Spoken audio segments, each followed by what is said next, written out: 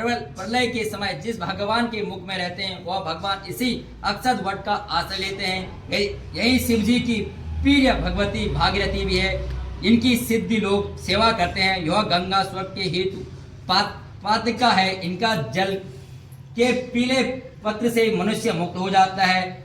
हे मुनि, सभी प्राणों इस नदी को यमुना से मिली हुई पाते हैं। इनका संगम बड़े पूर्ण से प्राप्त होता है। इनके स्नान से जन्म मृत्यु रूपी दानव नल से कोई नहीं तपता, परंतु ज्ञान प्राप्त करके मुक्त हो जाता है। यहाँ पर स्नान करने से सभी प्राणी बिना ज्ञान के भी मुक्त हो जाते हैं। इसलिए ब्रह्मा जी ने यहाँ यज्ञ करने की इच्छा की थी। इसी प्रकार संगम में भगवान विष्णु ने स्त्री प्राप्ति की इच्छा से स्नान करके लक्ष्मी जी को प्राप्त किया था। यहाँ पर त्रिशूलधारी शिवजी ने त्रिपुर दैत्य को मारा था और प्राचीन काल में उर्वशी स्वर्ग से गिरी थी तथा स्वर्ग पाने की इच्छा से यहाँ पर ही स्नान करने से निश्चित कुल के राजा यतापि के वंशधर पुत्र प्राप्त किया था। यहाँ पर इंद्र ने प्राचीन काल में धन की इच्छा से स्नान किया था और माया से कुबेर के सब धन को प्राप्त किया था। प्राचीन काल में नारायण तथा नर ने हजारों वर्ष तक प्रयास में निराहार रहकर उत्तम धर्म किया। यहाँ पर वैजवंश सन्यासी ने महादेव जी जैसी शक्ति पाने से विजय पाई थी तथा अमेरिका आदि योग के आदि दुर्बल ऐश्वर्य प्राप्त किए थे। इसी क्षेत्र में तपस्या करके श्री भारद्वाज सप्त ऋषियों ने सम्मिलित हुए। उन्होंने भी यहाँ स्नान किया था।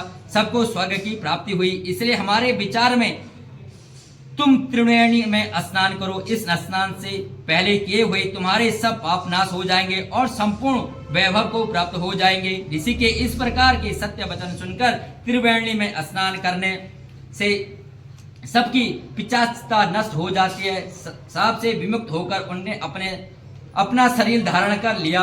वेद निधि ने अपनी संतान को देखकर प्रसन्न होकर लोमस जी को संतुष्ट किया और कहा कि आपके अनुग्रह से यह श्राप से विमुक्त हुआ है। अब आप इन बालकों के योग्य धर्म को कहिए।